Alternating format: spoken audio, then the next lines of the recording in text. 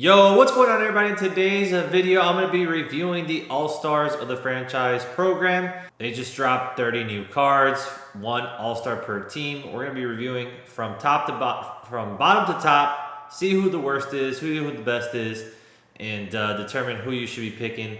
There's 18 picks this time, so I'm going to go ahead and give you my opinions on the 18 picks you should go with, okay? 3 per division. Before we get into it though, make sure you hit the subscribe button if you haven't already. Turn those notifications on. Leave a like on the video and in the comment section below. Let me know what you thought about this All-Star program. If you think it's a W, if you think it's an L, just let me know in the comment section, okay? Lastly, make sure you follow me on Twitch, Twitter, and TikTok. All 3 links in the description below.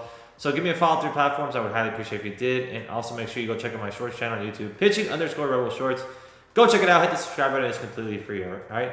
Now let's quit talking and get into this All-Star program review. All right, so the first pack we're going to start off with is the very first one at 100K XP, and that's going to be the NL West pack.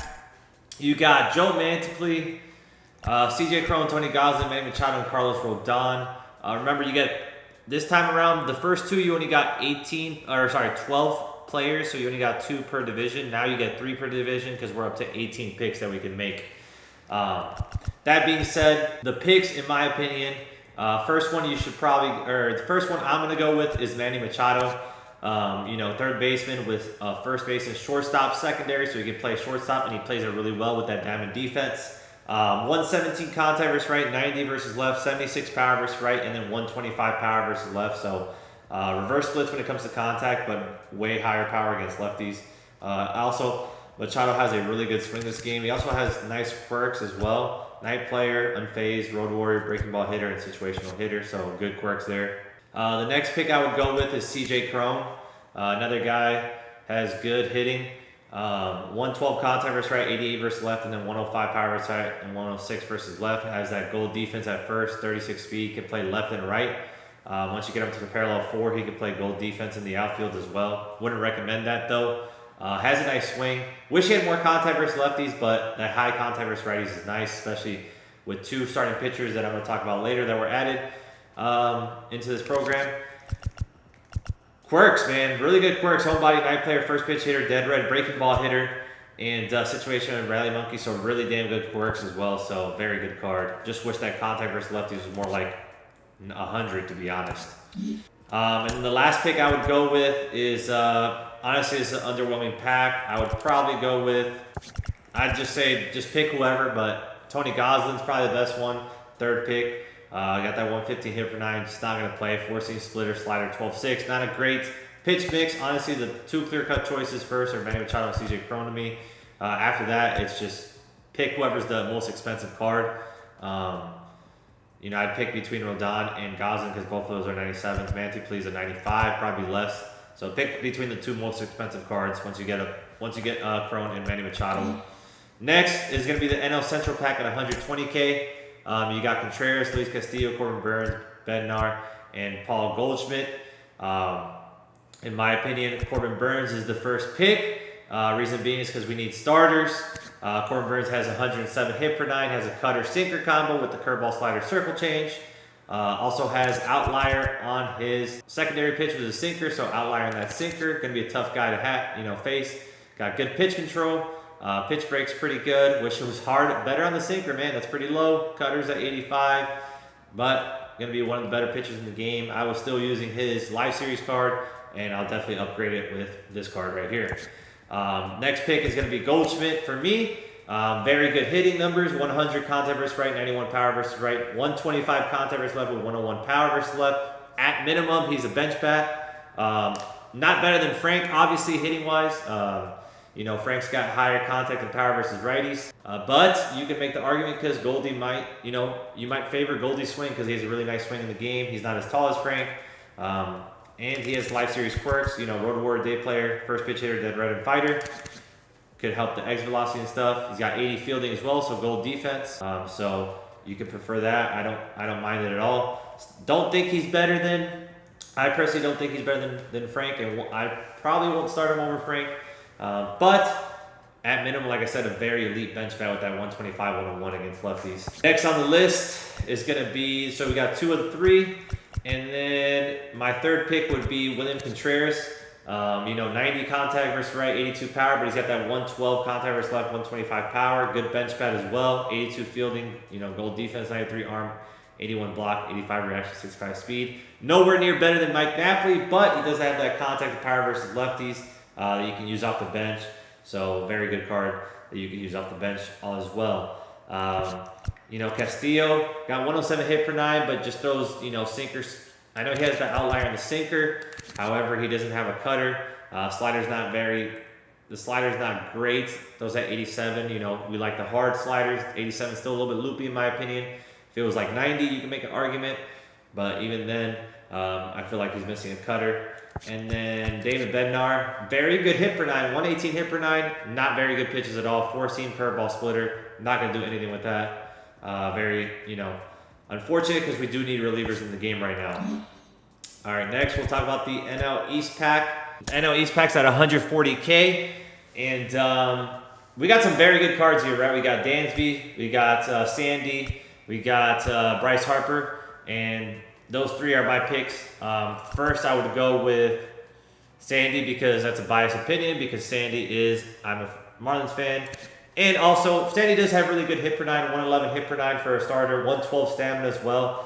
K per 9 is a little low, but I'm not too worried about that. 93 walks per 9, and he also has 85 control, so very good elite control there with high velocity, 99 velo, 97 break. Outlier 2, so his sinker is going to have outlier on it. He has circle change, 4-seam slider, curveball. Pitch control, you know, 94 on the circle change, 92 on that sinker. So like I said, very good pitch control on all his pitches except for his curveball, but that's expected, 5th pitch.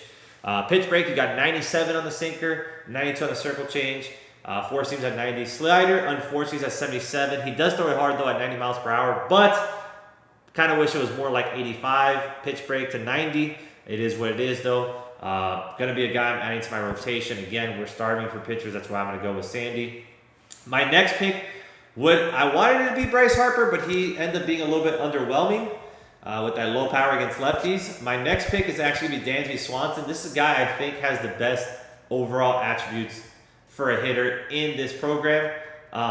He's almost, I would say, all around he has the best attributes. There's one card that I did see that has the best hitting attributes. We'll get to him shortly. But with that being said, this Dansby Swanson, man, 109 contact versus right, 111 versus left. 88 power versus right, 94 versus left. So very balanced, a little bit better against lefties. He is a right-handed hitter. But like I said, very balanced card, great contact. You know, 91 fielding, so diamond defense off rip at shortstop. Can also play second base and third base. 90 reaction with 83 speed. Again, very good speed. Like I said, a very all-around card. At parallel 5, he gets to a 114 versus right contact-wise and 116 versus left contact. And the power goes up to 93 versus right and 99 versus left. Again, very, very good card. Fielding gets up to 96, so you could play diamond defense over at second base and third base. I'd probably play him at second now that I see his arm, 74 arm. Does get up to 79, but not an elite arm. 90 reaction, again, very good. And then speed gets up to 88. This is a 5-tool player. I think this is the best card in the program, in my opinion. Wow, they didn't even give outlier to Edwin Diaz, even though he's been throwing gas. This card is just wasted. And then Soto just doesn't have 77, 98. That's not going to play. The 98, 114, even that's kind of low, especially for Soto. You know, it has the quirks that we want. It just doesn't have the numbers this year. He didn't, you know, he hasn't hit very well. I would have preferred Josh Bell to be the pick for the Nationals because he would have had a pretty damn good card. Moving on over to the AL West now pack, which is at 160K. You got Verlander, Shohei, Paul Blackburn, Julio, and Martin Perez. This is probably the worst pack out of all the packs, in my opinion. None of these cards really stand out to me.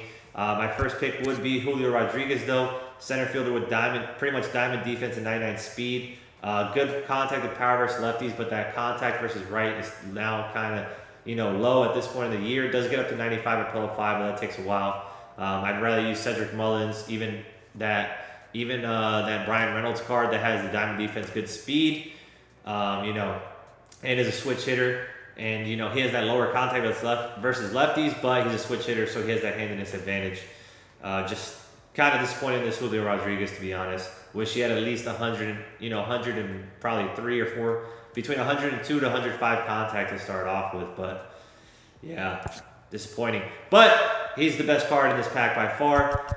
Then after that, it's pick 'em. Just pick whoever you choose or whoever you would like by stub count. Honestly, I don't think this Martin Perez, I mean, he has a sinker cutter combo, and it does have good break on both pitches. Unfortunately, only 98 hit per 9. You know, you can make an argument. He has good pitch control that he could pitch as a 5th starter maybe. Could make the argument, but 98 hit per 9 is still kind of low. This Paul Blackburn also has a 100 hit per 9 and has a sinker cutter combo as well. Good pitch control. Good break on the cutter. Sinker's okay break, not the best, but he throws 92. So not the best, but another card that's a sinker cutter combo. I prefer those two pitchers. Honestly, I'm gonna go with Martin and Paul Blackburn over this Shohei Ohtani, who only has 91 hit per 9 and not great pitches. And his Verlander does have 109 hit per 9, but does not have outlier, nor does he have a sinker, nor does he have a cutter. Just, you know, obviously, you know, it's Verlander. He's older. He's not, you know, he wasn't gonna get a great card. Wish they would have gave it to somebody else for the Astros, because Verlander's going to get a 99 at some point of the year, and it's probably going to have outlier, but it's unfortunate there. AL West is the worst pack, in my opinion. Next is the 180K, the AL Central.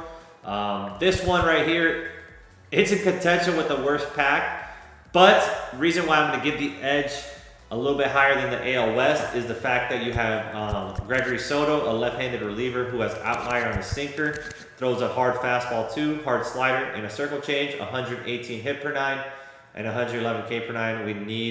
We do need, you know, left-handed relievers, especially after Aaron Loop was dropped. And he has 84 walks per 9 with 83 control. That's actually pretty damn good for Gregory Soto. And yeah, he has pretty good control. Definitely a W for a card. He's the first one I'm going to take. And then Tim Anderson, another very good bench bat. 125-100 versus left. Very, very good bench bat. He probably has good quirks too. Home body, day player, first pitch hitter, rally. Not the best quirks, but decent quirks. You know, contact's great against righties. Power though, terrible, 67. Not going to play at this point of the year. 86 fielding, goal defense, 74 speed. Wish he had more power, but of course he doesn't. And then I would probably take Andrew Benintendi, 125, 104 contact, and then 72, 74. Not the best power, but very good contact. Good fielding, semi-speed. Quirks, first pitch hitter, road warrior, unfazed. Not bad quirks at all either. Those are the 3 picks. I would go in order of Gregory Soto, then Tim Anderson, and then Benintendi. Those are going to be my picks. But then again, it's not a great pack, but, you know, relevancy, we're going to go with that lefty that we need at the pen. Good, very good bench bat that we're probably going to use, maybe, I don't know yet. And then Benintendi just has the best hitting attributes between the other 2 cards that were there in Arias and Andres Jimenez. AL East, you got Jorge Lopez, JD Martinez, Aaron Judge, Shane McClanahan, and Alejandro Kirk. You would think that Aaron Judge would be one of the best cards, if not the best card in this program, and he is a major disappointment. 98 contact versus right, 78 versus left. Power is at 118 against righties, and power against lefties at 115. Has that diamond defense, 91. 65 speed though, primary center field with left field and right field secondaries. I think he can play center field even though his speed is low. He's got great reaction, great defense. But once you get him up to like parallel 4, he'll play diamond defense in right and left. That being said, though, the 78 contact versus lefties, in my opinion, is too low right now. It is too low. The 98 contact I can play with, but a guy that's 6'7", got to cover a lot of zone, and having a smaller PCI, yeah, good luck. So it's unfortunate because he does have some nice quirks. Road Warrior, Night Player, Dead Red, Breaking Ball Hitter, Rally Monkey, and high power. I really thought Aaron Judge was probably going to be my center fielder, but, you know, they kind of messed up with the contact with him, but it is what it is. I know he's not hitting good against lefties, but you got to juice these cards, man. In my opinion, you got to juice them. But I wouldn't even go with him first pick. In my opinion, first pick is going to go to JD Martinez. This card is nasty. 116 contact versus right, 125 versus left, 88 power versus right, and 92 power versus left. Not great power, but it's very good still, and the contact is pretty much maxed out versus both. This card is, and I always love JD Martinez swings. He also has 77 fielding with 81 arm, 81 reaction, 40 speed. That being said, he'll play gold defense in left field for you at parallel 3. Um, 86 arm at parallel 5 and 86 reaction. That's actually going to be really good. Speed gets up to 45. The hitting goes up to 121 contact versus right and with 93 power versus right and 97 power versus left. Pretty much maxed out contact. Power gets above 90. Also going to have some live series quirks with the Road Warrior, Day Player, Breaking Ball Hitter, and Rally Monkey.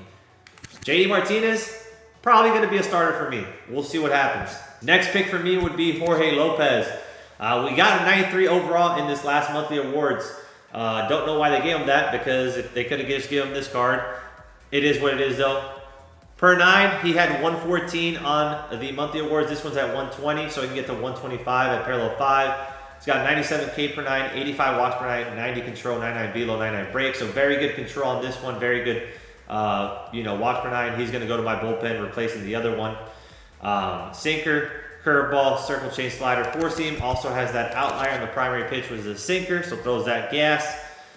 Pitch control though, 97 on the sinker, curveballs at 99. Circle change at 92, sliders at 85, four seams at 79. Very good pitch control on all his pitches. And pitch break, man. 95 on the sinker, curveballs at 99, circle change at 94, sliders at 88, four seam. Definitely upgrade from his 93 overall. And again, that 120 hit per 9 can get that max hit per 9 at parallel 5. And then I would take Aaron Judge as my third one. It's funny that, Judge should be the best one in this pack, but in my opinion, he's not. And I'd be lying to you if I was saying I'll take him first. I'll take him third. He's better than Kirk and McClanahan for sure. Kirk's, not good, especially since Mike Napoli came out. Mike Napoli is easily the best catcher in the game. They would have had to do a lot to make a catcher that's better than Mike Napoli. And then the Shane McClanahan doesn't do it for me. 104 hit per 9, it's okay. But four seams, curveball, circle change slider, doesn't have outlier, just doesn't do it for me. And that's the last pack, yeah. 200K, the last pack. That's all 6 divisions at 200K. You'll have one of each division, then you'll start going back to other repeating divisions again. You get 3 choice packs this time, so you get 18 players, 3 from each division. We went over each division, who I think you should be taking. We did a little bit of review on each card. Again, the best card in this program, in my opinion, is Dansby Swanson. That 109, a middle infielder that has those type of contact numbers and power numbers with fielding and speed. He's a 5-tool player. He's the best card in this program. So overall, in my opinion, kind of an L. There's some cards that we're going to use, so that's a W in that sense. But in my opinion, I'm a little bit disappointed. There's some cards that I think they should have done better with. Some should have figured out how to do better with them. You could have even made these cards 98s and nobody would have complained. That would have gave you an extra overall to play with. Kind of an L in my opinion. There is some big W's, like I said, the Sandy, Corbin, Soto is even a W. Jorge Lopez is a W. Have some really good bench bats. That Dansby Swanson's probably going to be a starter. Again, also that JD Martinez is probably going to be a starter for me. Like I said, love his swing and stuff. Very good contact numbers. But overall, kind of an L. Was expecting some cards to be better. I kind of think they did Goldie and Judge. Those are 2 that stand out to me. And even Harper, they did kind of bad. They had really tremendous first halves, and they don't represent what they did in the first half. But overall, some cards are W's. I'll give this probably a B- of a program. C+ to B- of a program. Anyways, I hope you enjoyed this video, and I hope this helped you out to see on who you're going to pick, okay? Again, I'm not saying my choices are right. You go with what you want, but I'm just giving you a little insight on who I think the best cards and who those choices should be. So make sure you hit that subscribe button if you haven't already. Turn those notifications on. Leave a like on the video, and in the comment section below, let me know which choices you're going to go for each division, okay? And also let me know your thoughts about this program. Lastly, make sure you follow me on Twitch, Twitter, and TikTok. All 3 links will be in the description below, so give me a follow through platforms. I would highly appreciate if you did. And also make sure you go check out my shorts channel on YouTube, pitching_rebel shorts. Go check it out. Hit the subscribe button. It is completely free, okay? Thank you guys for watching. I'll catch you in the next video. Love y'all. Peace.